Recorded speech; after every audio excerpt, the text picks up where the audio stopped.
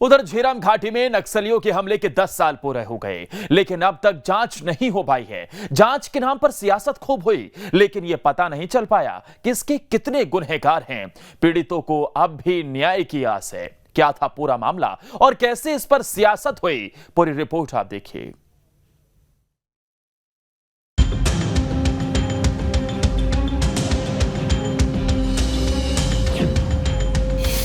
झीरम के पीड़ितों को इंसाफ का इंतजार।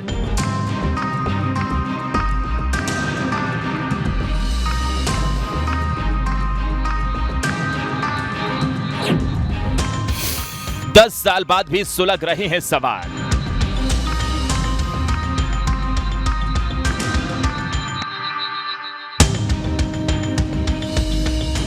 जिस हमले से पूरा सूबा दहल उठा था, जिस धमाके में कई दिग्गजों की जान गई थी, उसके गुनहगार कौन हैं, अब तक इसका पता नहीं चल पाया।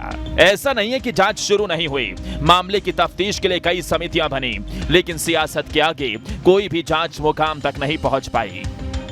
झीरम में कांग्रेस ने अपने नेताओं की पूरी एक पीढ़ी को खोया है। झीरम के दर्द को कांग्रेस से बेहतर, हमसे बेहतर कोई नहीं समझ सकता। हम चाहते हैं झीरम का सच सामने आए। इसीलिए हमारी सरकार बनने के बाद मुख्यमंत्री श्री भूपेश बघेल ने झीरम के मामले की जांच के लिए एसआईटी का गठन किया।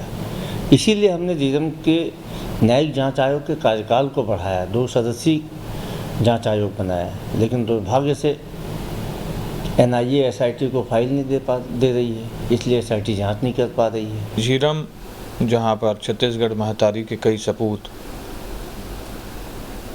अपनी जान गंवा चुके हैं, उसे कांग्रेस पार्टी ने एक राजनीतिक विषय बनाया है और कांग्रेस पार्टी अपने ही कार्यकर्ताओं के परिवारजनों का भावनात्मक शोषण कर रही है। वो इस मुद्दे को राजनीतिक रूप से उपयोग कर अपने कार्यकर्ताओं को सदैव उकसाना चाहती है। इसीलिए ही विपक्ष में रहते हुए भी उन्होंने केवल आरोप लगाने का काम किया, और आप जब सत्ता में आए हैं तब भी आप केवल आरोप ही लगा रहे हैं। चिंता की बात तो यह है कि झीरम की सियासी आंच कभी कम नहीं हुई। पीड़ितों को न्याय दिलाने की बात सब करते हैं, लेकिन वो इंसाफ कब मिलेगा, इसका जवाब किसी के पास नहीं है। झीरम की जांच के लिए 5 अलग अलग एजेंसियां सामने आ चुकी हैं। इनमें से 3 एजेंसियों की जांच हो चुकी है। पहली जांच बस्तर पुलिस ने की थी, दूसरी एनआईए और तीसरी मिश्रा आयोग ने की है। इसके अलावा सीबीआई और राज्य सरकार ने एसआईटी गठन भी किया था, लेकिन एनआईए से केस डायरी नहीं मिलने से जांच नहीं हो पाई। बात करें जांच रिपोर्ट की, तो जस्टिस प्रशांत मिश्रा ने रिपोर्ट सौंपी थी। इसे 6 महीने में सदन में रखा जाना था, लेकिन रिपोर्ट को सार्वजनिक नहीं किया गया। इसके बाद बघेल सरकार ने जांच आयोग का पुनर्गठन किया। इसके खिलाफ धर्मलाल कौशिक कोर्ट गए। कोर्ट से पुरानी रिपोर्ट को सार्वजनिक करने की मांग की गई। हाई कोर्ट ने आयोग से जवाब मांगा है। कोर्ट ने नए आयोग की सुनवाई और कार्रवाई पर रोक लगा दी है।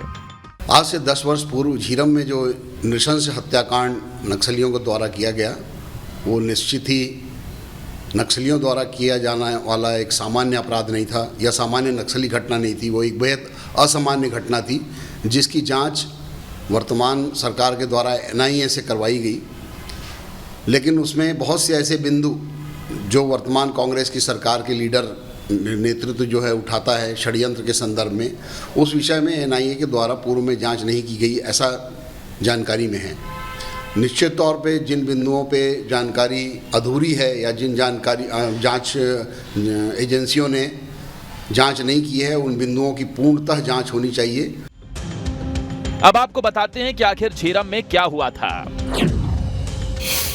तो 25 मई 2013 को बस्तर में कांग्रेस की परिवर्तन यात्रा निकल रही थी। यात्रा के दौरान नक्सलियों ने झीरम में हमला किया था।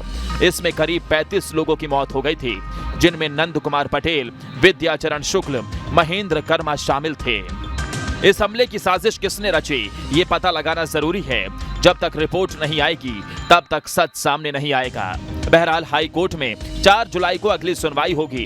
अब देखना होगा कि कोर्ट के रुख से इस मामले में क्या मोड़ आता है। 25 मई 2013 का ये वो दिन था जब छत्तीसगढ़ के बस्तर इलाके में सबसे बड़ा नक्सली हमला हुआ था। इस नक्सली हमले में कांग्रेस नेताओं सहित 32 लोग शहीद हुए थे। नेताओं की शहादत के बाद कई तरह की जांच एजेंसियां गठित की गई। जांच आज भी चल रही है, लेकिन झीरम घाटी नक्सली हमले का सच आज भी सामने नहीं आ पाया है।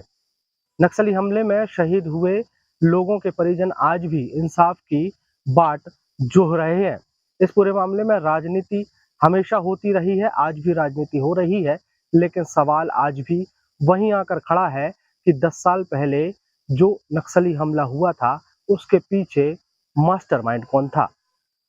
वीडियो जर्नलिस्ट प्रमोद देवांगन के साथ अंकुश शर्मा, न्यूज स्टेट मध्य प्रदेश, छत्तीसगढ़। आज से 10 साल पहले ऐसी नक्सली घटना छत्तीसगढ़ में घटी कि जिसने हर किसी को हिलाकर रख दिया। पूरा देश हैरान रह गया और इसमें कई लोगों की जान गई। लेकिन सवाल ये कि आज तक इस हमले की जांच रिपोर्ट क्यों नहीं आई? आज तक इस पूरे मामले से पर्दा क्यों नहीं उठा? आज तक इस पूरे साजिश के पीछे कौन था, मास्टरमाइंड कौन था, ये पर्दा क्यों नहीं उठा? लेकिन इन सब के बीच में इस झीरम हमले को लेकर कई तरह के आरोप लगे, कई तरीके के सवाल खड़े हुए। अब आखिर इसमें खबर यह है कि झीरम हमले को लेकर जो आरोप लगते रहे हैं उसमें जांच रिपोर्ट में कई सच सामने आ सकते हैं। मुमकिन है कि कुछ दिग्गजों के दामन पर भी दाग लगे। शायद इसीलिए जांच रिपोर्ट पर सियासत होती रही है।